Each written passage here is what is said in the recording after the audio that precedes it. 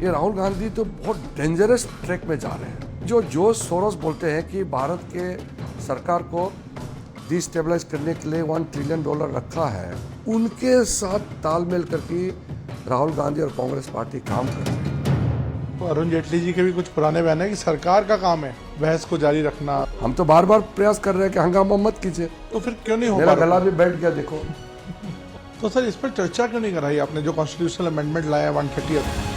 कांग्रेस के एमपी बताते हैं कि हम डिस्कशन चाहते हैं, लेकिन ऊपर से ऑर्डर आया कि हंगामा करो। कांग्रेस में कई सदस्य हैं जो बहुत अच्छा बोलते हैं, जैसे? ज्ञान भी है। नहीं, मैं नाम लूंगा तो उनका थोड़ा सा अपना पार्टी में गड़बड़ हो जाएगा। राहुल गांधी जी अगर बोल नहीं सकते हैं या बोलने का तरीका नहीं है, इसका मतलब ये तो नहीं है कि बाकी को भी बोलने मत दो। काफी वायलेंट इंसिडेंट्स हुए, पेपर फाड़ दिए गए। अब देखिए वो हाथापाई पे उतर जाते हैं। हमारा सामने में आकर के गृह मंत्री जी का माइक को पकड़ने लग गया। मोदी जी ऐसा प्रधानमंत्री है जो रिकमेंडेशन के विपरीत खुद प्रधानमंत्री को भी उस कैटेगरी में डाल दिया कि अगर प्रधानमंत्री भी कोई भी करप्शन करते हैं तो वो जेल जाना होगा, और जेल जाता है तो पद छोड़ना होगा। Kiran ji, first of all बहुत बहुत थैंक यू, बहुत धन्यवाद, आपने टाइम दिया एएनआई से बात करने के लिए। ये सेशन अभी अभी जो खत्म हुआ, हमने फिर देखा कि बहुत हंगामा रहा, वॉकआउट्स हुए और ऑपोजिशन संतुष्ट नहीं है। उन्होंने कहा कि कोई गवर्नमेंट ने अपना जो बिजनेस है, जो बिल है, वो हश हश तरीके से पास कर दिए, कोई डिबेट नहीं हुई, कोई क्वेश्चन आवर नहीं हुआ, कोई जीरो आवर नहीं हुआ। तो किस तरह, आप तो कहते हैं कि सक्सेसफुल हो गया, वो कहते हैं कि फेलियर रहा है। ये जो मानसून सेशन है पार्लियामेंट का, देश के दृष्टि से तो ये सक्सेसफुल है, और अपोजिशन का दृष्टि से तो बिल्कुल फेलियर है। और सरकार तो मानता है कि ये बहुत सक्सेस सेशन रहा है। हाँ, चर्चा का दृष्टि से ठीक नहीं रहा, क्योंकि इतना इम्पोर्टेंट बिल्स पास हुए हैं जिसका बरसों पहले इंतज़ार करते थे लोग कि ऐसा बिल कब आएंगे, आखिर लाया। अब बताइए एक चीज़, जो सरकार में रहते हैं वो अपना आप को बचाने के लिए बिल लाते हैं ना, करप्शन में हो या कोई भी चीज़ में। मोदी जी ऐसा प्रधानमंत्री है जो रिकमेंडेशन के विपरीत खुद प्रधानमंत्री को भी उस कैटेगरी में डाल दिया कि अगर प्रधानमंत्री भी कोई भी करप्शन करते हैं तो वो जेल जाना होगा, और जेल जाता है तो पद छोड़ना होगा। ये तो बहुत साफ है। आप सोचिए, chief minister, prime minister, union minister, कोई भी पद हो, कानून से ऊपर तो नहीं हो सकते। तो फिर इसमें ऑपोजिशन को आपत्ति ही क्या है? देश स्वागत कर रहे हैं कि इतना क्रांतिकारी बिल लाए हैं। प्रधानमंत्री जी ने सारे कैबिनेट को बताया कि देखिए, रिकमेंडेशन में तो प्राइम मिनिस्टर को इस प्रोविज़न से बाहर रखा जाए, लेकिन प्रधानमंत्री नहीं माने। मोदी जी कहा कि नहीं, प्रधानमंत्री को एक्सेप्शन क्यों मिलना चाहिए? प्रधानमंत्री भी एक नागरिक है, वो कोई अलग से उसको प्रोटेक्शन या उसको स्तर नहीं होना चाहिए, जैसे बाकी है वैसे प्रधानमंत्री। तो इतना अच्छा बिल है। दूसरा, आज तो प्रधानमंत्री, ज़्यादातर मुख्यमंत्री तो हमारे लोग हैं, तो अगर हमारे लोग गलती करेंगे तो वो तो पद छोड़ना होगा। नैतिकता का भी कोई चीज़ होता है कि नहीं? इसलिए अगर अपोजिशन पार्टी सचमुच में नैतिकता को पैमाना मान करके अगर सोचते तो वो इस बिल को स्वागत करते। दूसरा बात मैं आपको कहना चाहता हूँ, एक्चुअली कांग्रेस पार्टी को पार्लियामेंट में कोई चर्चा से इंटरेस्ट ही नहीं है। उनको पार्लियामेंट में डिबेट डिस्कशन में भरोसा ही नहीं है। कई एमपी से कांग्रेस पार्टी के और बाकी पार्टी के मेरे पास में आए, बहुत दुखी थे। कहते हैं कि पहले बार चुन के आए हैं, पार्लियामेंट चलता नहीं है, भाषण देने का मौका मिलता नहीं है, अपना कॉन्स्टिट्यूंसी का बात रखने का मौका नहीं मिलता है।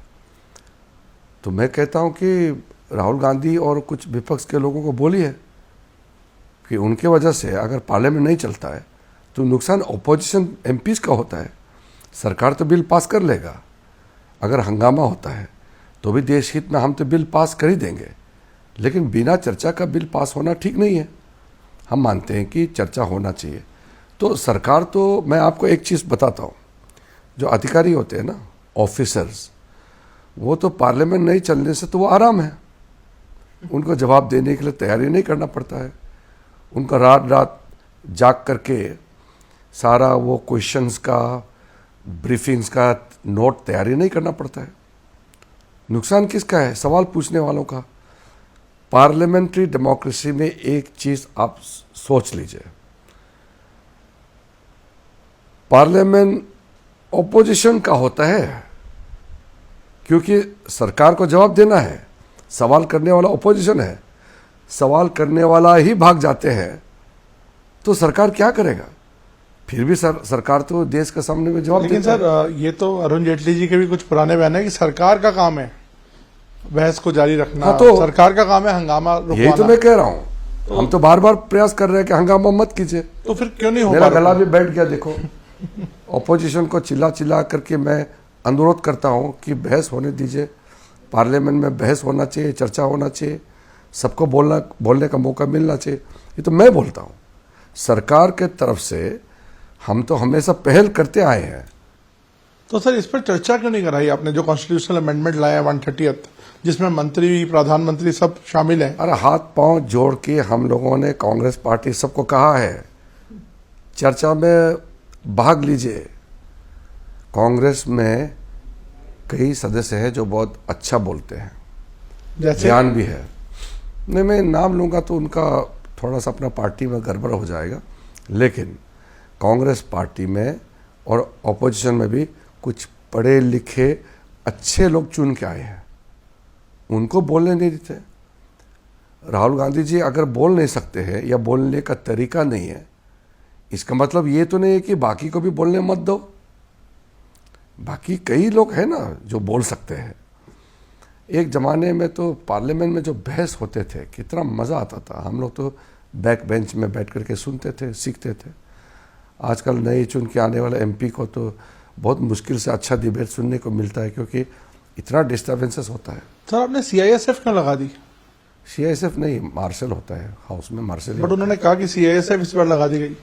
सीआईएसएफ नहीं है, मार्शल ही होते हैं। वो कहीं से भी डिपुटेशन में आएंगे, मगर है तो मार्शल तो ही ये है। गलत क्लेम है। बिल्कुल झूठ बोल रहे हैं ना। ये आर्मी सीआईएसएफ को हाउस में कैसे लेके आएंगे? वो तो कांग्रेस झूठ बोल रहे हैं। सर, आपने देखा इस बार भी जो काफी वायलेंट इंसिडेंट्स हुए, पेपर फाड़ दिए गए, फेंक दिए गए, तो आपको, आप पार्लियामेंट्री मिनिस्टर हैं, आपको थोड़ा देखकर थोड़ी मैंने आपको लगता काफी है पुकार इसका कर कुछ उनको कहा है जी कि इस तरह का कागज फेंकना ठीक नहीं है। आप देखिए, हम लोग भी इतने सालों से पार्लियामेंट में हैं, कभी हमने पेपर नहीं फाड़े, कभी हम रूलिंग पार्टी के और जा करके हाथ उठा करके, तकिया उठा करके वहाँ हम लोग डिस्टर्ब नहीं किए। हम लोगों ने तो हमेशा अपने जगह से बैठ करके विरोध करते थे। ये लोग तो हद पार कर दिया। अब देखिए, वो हाथापाई पे उतर जाते हैं। हमारा सामने में आकर के गृह मंत्री जी का माइक को पकड़ने लग गया, तो हम सामने में आए, मैंने कहा कि हाथ मत लगाओ, जितना बोलना है चिल्लाना है चिल्लाओ, हाथ मत लगाओ, क्योंकि हाथापाई होगा तो फिर बदनाम किसका होगा? देश का। हमारा इतना संख्या है, एनडीए का संख्या इतना ज़्यादा है, तो हाथापाई होगा तो क्या होगा? ये तो बदनाम तो सबका होगा ना। कोई मारपीट करेंगे, बदनाम तो पार्लियामेंट का होता है, देश का होता है। तो ये इन लोगों को मेरे ख्याल से ऊपर से ऑर्डर दिया है, उनके पार्टी के लीडर्स ने इनको ऑर्डर दिया कि जा करके कुछ भी करो, तमाशा करो, हंगामा करो और हेडलाइन बतौरना है। ये कोई पार्लियामेंट्री तरीका थोड़ी होते हैं। सर, इस बार एक और मुद्दा हमने देखा, एसआईआर जो बिहार में चल रहा है, इस पर काफी ज्यादा हंगामा हुआ। इस मुद्दे को आप कैसे देखते हैं? वोट चोरी का इल्जाम लगाया जा रहा है। एक तो देखिए, महाराष्ट्र चुनाव में कांग्रेस और उनके बाकी साथी बुरी तरह हार गए। हारने के बाद इलेक्शन कमीशन को दरखास्त किया कि वोटर रिवीजन होना चाहिए, अगर वोटर में गलत नाम है तो हटाना चाहिए। ये तो उन्होंने कहा, और बाद में तो महाराष्ट्र का जो डेटा है वो भी गलत निकला। अब माफ़ी मांग रहे हैं। डेटा जिसका पब्लिश हुआ वो खुद माफ़ी मांग रहे हैं कि गलत डेटा पेश कर दिया। और राहुल गांधी को किसी ने एक नोट लिख करके दे दिया कि ये बोलो, तो बोलते बोलते बोलते में वो भटक गए हैं। पर वो तो कहते हैं एटम बॉम्ब फोड़ दिया। आप देखिए चुनाव में जनता किसका साथ देते हैं। जनता उसी को समर्थन करेंगे जो देश हित में काम करेंगे। राहुल गांधी हेडलाइन बतौरने के लिए अनाप शनाप बातें करते हैं, वो वोट में थोड़े कन्वर्ट होंगे। अगर राहुल गांधी का जगह में होता, या मैं अगर कोई कांग्रेस का मेंबर होता, तो मैं देश हित में सरकार से सवाल करते और पॉलिसी पे डिबेट डिस्कशन करते। कभी ना कभी तो मौका मिलेगा। बीजेपी हमेशा तो गवर्नमेंट में नहीं रहेंगे। 60 इयर्स तक कांग्रेस और ये लोग ने देश को चलाया। हम लोग तो बहुत कम समय मिले हैं। मेरा भी आधा जिंदगी तो अपोजिशन में चली गई। 14 के बाद मैं मंत्री बना, तो हम लोग ने संघर्ष किया, काम किया, तो जनता ने हमको मौका दिया देश सेवा के लिए। तो हम ये मानते हैं कि कांग्रेस को भी कभी ना कभी मौका मिलेगा, अगर वो संवैधानिक संस्थाई को अटैक नहीं करेंगे, कोर्ट को क्रिटिसाइज नहीं करेंगे, इलेक्शन कमीशन को गाली नहीं देंगे, तो कांग्रेस का भी मौका मिल सकता है। लेकिन अब तो जिस तरीके से वो देश विरोधी काम करते हैं, देश का डेमोक्रेसी को अटैक करते हैं, तो देश के लोग कांग्रेस को कभी भी सत्ता में नहीं लाएंगे। रिजिजू जी, आपने एक बड़ा एलिगेशन लगाया अभी अपनी बातचीत में कि उनको ऊपर से आदेश आ रहा है कि ऐसा करो, हंगामा करो। ऐसा आपके पास कुछ क्रेडिबल इनपुट्स हैं या क्या आपको अपने ऐसा अंदाजा लगा रहे हैं? नहीं, इनपुट्स और अंदाजा का सवाल ही नहीं। कांग्रेस के एमपी बताते हैं कि हम डिस्कशन चाहते हैं, हम डिबेट में हिस्सा लेने चाहते हैं, लेकिन ऊपर से ऑर्डर आया कि हंगामा करो, डिबेट में पार्टिसिपेट मत करो। वो तो उनके एमपी बोलते हैं ना। तो सर अब आप किस तरह से, क्योंकि पहले होता था कि समन्वय बनाया जाता था, आपके पास सबसे बड़ी जिम्मेदारी है कि आपको भी समन्वय बनाते हैं। मैं अभी भी आपसे बात करने से पहले कांग्रेस के 2 वरिष्ठ नेताओं से मेरा बात हुई है। कमेटी बनाने के लिए हम लोग एक दूसरे से कंसल्टेशन करते हैं, परामर्श करते हैं। पार्लियामेंट से बाहर जा कर के हम मिलते हैं, मेरे घर आते हैं, मैं खड़गे जी का घर जाता हूँ, राहुल गांधी से मिलता हूँ, बाकी जो सीनियर लीडर्स है उनसे मिलता हूँ। मेरे लिए कोई पाबंदी तो नहीं है। ये जो एलिगेशन लगाते हैं कि रीच आउट नहीं होता है, ये गलत है। बिल्कुल बिल्कुल गलत है। हम ही सबसे ज्यादा हाथ जोड़ जोड़ के ऑपोजिशन के पास जाते हैं। तो ये कॉन्स्टिट्यूशनल अमेंडमेंट पे भी आपने पहले बात की थी उनकी? बहुत बात करके सबने एग्री किया था। मैं आपको एक सही क्रम बताता हूँ। कॉन्स्टिट्यूशन अमेंडमेंट, क्योंकि ये संविधान का संशोधन है, इसमें व्यवस्थित होना पड़ता है, क्योंकि 2/3 मेजोरिटी से पास होना होता है और हाउस इन ऑर्डर होना पड़ता है। स्पीकर साहब से बात किया, स्पीकर ने सब लीडर से बात किया कि जब कॉन्स्टिट्यूशन अमेंडमेंट पेश करेंगे गृह मंत्री, उस समय वेल में नहीं आएंगे, सब अपने कुर्सी में बैठेंगे और बात सुनेंगे और जो बोलना है बोलेंगे। ये एग्रीमेंट हुआ। जैसे हाउस शुरू हुआ, टीएमसी के लोग नीचे कूद गए, कागज फेंकने लगा, और उसको देख करके कांग्रेस के वेणुगोपाल ने चिल्लाने लगा, कागज फिर फाड़ने लगा। तो वो अंडरस्टैंडिंग का क्या हुआ? तो ये मतलब बिहाइंड द सीन कुछ और कैमरों का है कुछ और। मैं कांग्रेस के लीडर्स और बाकी कुछ नेता है, उनको मैं सीधा ब्लेम नहीं करना चाहता हूँ। नेता जैसे है वैसे उनका मेंबर काम करना पड़ता है। अब टीएमसी के ममता बनर्जी कलकत्ता से ऑर्डर देता है उनके एमपीओ को, तो ये मजबूर है। यहाँ पे हम लोग तो प्रधानमंत्री जी से बातचीत करके उनका सुझाव ले करके फिर किस तरीके से हाउस चलाना है, अच्छा से कंसल्टेशन करके हम लोग सिस्टमेटिक हाउस में जाते हैं। इनका तो ऐसा है नहीं, कुछ और बात करते हैं, ऊपर से कुछ और मैसेज आ जाता है और फिर हंगामा शुरू हो जाते हैं। ये वोट चोरी जैसे शब्द जब इस्तेमाल होते हैं तो आपको क्या लगता है सर? मेरे ख्याल से Rahul Gandhi ji leader of opposition है, मैं उसको क्रिटिसाइज करना नहीं चाहता हूँ, लेकिन जब प्रधानमंत्री को चोर बोलते हैं, सुप्रीम कोर्ट ने इतना डांट लगाया कि तुम प्रधानमंत्री को चौकीदार चोर बोला, इतना डांट लगाया। राफेल को लेकर के नाप सना बातें की, सुप्रीम कोर्ट ने राहुल गांधी जी को डांट लगाया। फिर चाइना ने इतना जमीन ऑक्युपाई किया करके झूठ बोलते हैं, सुप्रीम कोर्ट ने फिर डांट लगाया। अब एक भारतीय होने के नाते इंडियन जैसे बात करो, फिर भी सुनते ही नहीं है।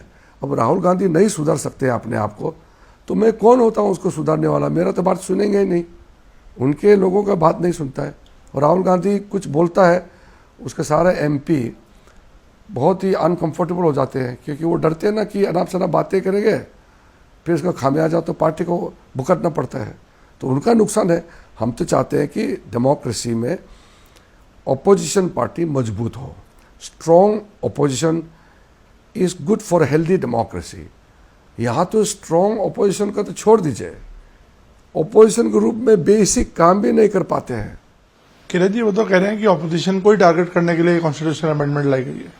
तो आप अगर मान लो आप एक कानून बनाया कि मर्डर होने से आपको मौत का सज़ा होगा, चोरी करने से इतना सज़ा होगा, इतना का नुकसान करने से इतना सज़ा होगा, तो कानून क्यों बनाते हैं? तो फिर तो कानून को कोई भी मिसयूज़ करेगा। अरे कोर्ट नाम का कोई चीज़ है कि नहीं इस देश में?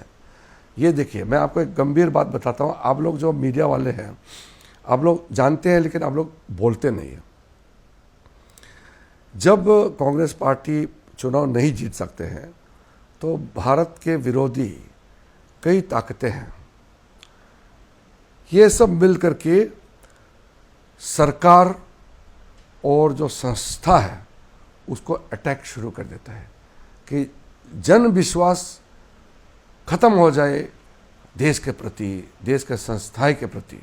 जुडिशरी को कमज़ोर करने के लिए लोगों ने बार बार बोला है कि इंडियन जुडिशरी बिक चुका है। फिर ये कहते हैं कि इलेक्शन कमीशन बिक चुके हैं। फिर बोलते हैं कि सरकार चोरी करके सरकार बनाया है। तो ये जब देश को कमज़ोर करने के लिए कोई योजना बनाते हैं, कोई षड्यंत्र रचाते हैं, तो देश का जो सरकार का क्रेडिबिलिटी, देश में जितना इंस्टीट्यूशन है उसका क्रेडिबिलिटी को जब आप अटैक करते हैं तो फिर आंदोलन खड़ा होता है। तो इस तरीके का ये मानसिकता, ये लेफ्टिस्ट मेंटेलिटी से जोड़ते हुए ये लोग काम कर रहे हैं।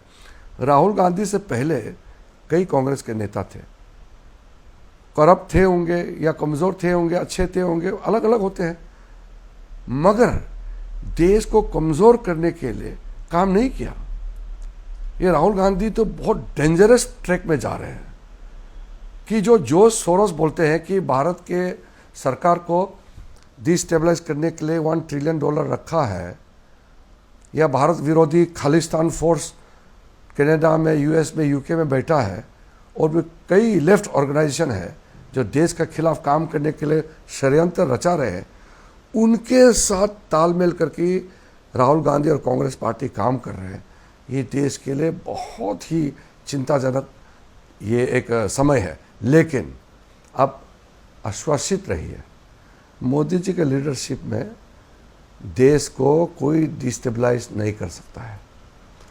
हम तो सरकार में हैं, अंदर में मैं देखता हूँ कितना बारीकी से देश को सुरक्षित रखने के लिए मोदी जी और उनके सरकार समर्पित है, आप सोच भी नहीं सकते। अगर ऐसा सरकार आज़ादी के बाद तुरंत मिल जाते तो आज इंडिया ऑलरेडी डेवलप कंट्री बन चुका होना था। इन लोगों ने भारत को गरीब देश बना कर रखा हुआ है। अब देखा है 2047 तक जो टारगेट है, अभी हमारा 23 ईयर्स रह गया, यानी कि 77 ईयर्स हम हो गए आज़ादी, उसमें से 60 ईयर्स कांग्रेस और उसके साथी इन लोगों ने भारत को एक गरीब राष्ट्र बना कर रखा हुआ था। अब हम 4th लार्जेस्ट इकोनॉमी बन गए हैं। तो सिक्योरिटी, इकोनॉमी और हमारा टोटल भारत का जो इमेज है, अब कोई इसको तबाह नहीं कर सकता है।